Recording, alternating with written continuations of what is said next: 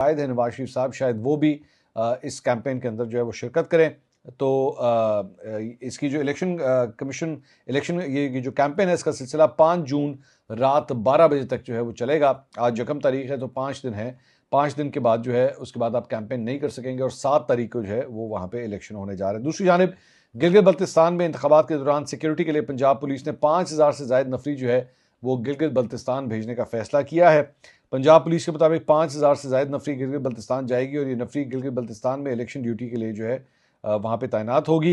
ये नफरी 4 जून को गिलगित बल्तिस्तान जाएगी, जिसमें RMP से 1500, पंजाब कॉन्स्टेबलरी से 1242 एहलकार शामिल होंगे। इस तरह पंजाब हाईवे पुलिस से 1958 एहलकार और लाहौर पुलिस के 300 एहलकार जो है गिलगित बल्तिस्तान जाने वाली नफरी के अंदर शामिल होंगे।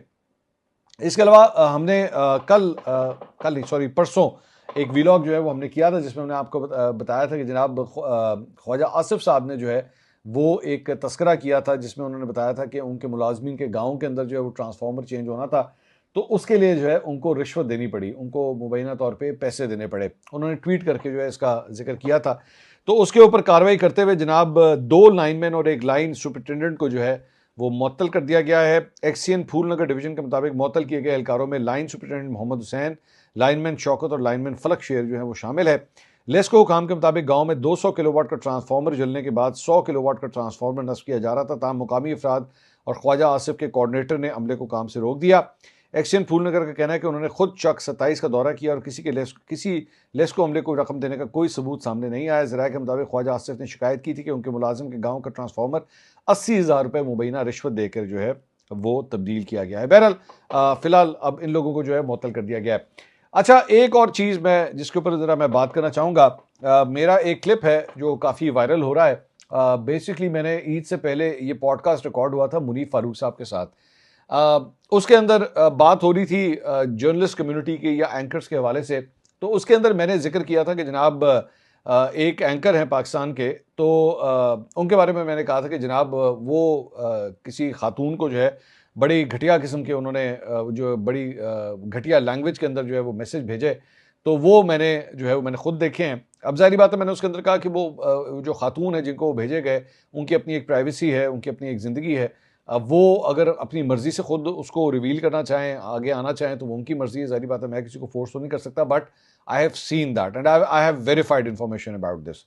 तो उसके बाद एक जर्नलिस्ट हैं, उन्होंने जो है वो एक वीडियो जो है वो रिकॉर्ड की और उस वीडियो के अंदर उन्होंने कहा कि इस तरह की एक बहुत बड़ी तादाद है कि मंसूर साहब जिस चीज़ का जिक्र कर रहे हैं वो तो चलें एक वाक़े का जिक्र कर रहे हैं, इस तरह और बहुत से वाक़यात हैं, ऐसे बहुत से एंकर्स हैं, ऐसे बहुत से प्रोड्यूसर्स हैं। उन्होंने कहा कि जो बेसिकली इस तरह की चीज़ों के अंदर इन्वॉल्व हैं और गुड मॉर्निंग वगैरह का मैसेज करना तो एक आम सी बात है किसी भी खातून के लिए, और ख़ास तौर पे ऐसे प्रोड्यूसर्स का भी उन्होंने कहा कि जो नई आने वाली जो लड़कियां होती हैं उनके साथ जो है वो इस किस्म की घटिया किस्म की गुफ्तगू करते हैं। मैं आज अपने इस प्लेटफॉर्म के ऊपर जो है वो मैं एक बात कहना चाहता हूँ। मुझे इस किस्म के जो नॉन प्रोफेशनल बिहेवियर होता है ना ख़वातीन के हवाले से, मुझे इससे बड़ी सख्त चिढ़ है। मैं कम से कम ये कह सकता हूँ कि मैं इस इंडस्ट्री के अंदर जो है मेरी बहुत सी कॉलीग्स हैं, मैंने हमेशा उनको बहनों की तरह ट्रीट किया है, हमेशा उनकी रिस्पेक्ट की है।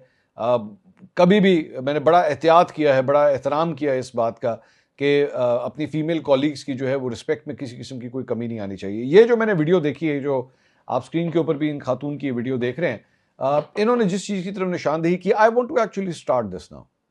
आई want to start this because मुझे इस चीज़ से बड़ी सख्त चिढ़ है और ये मेरे ख्याल में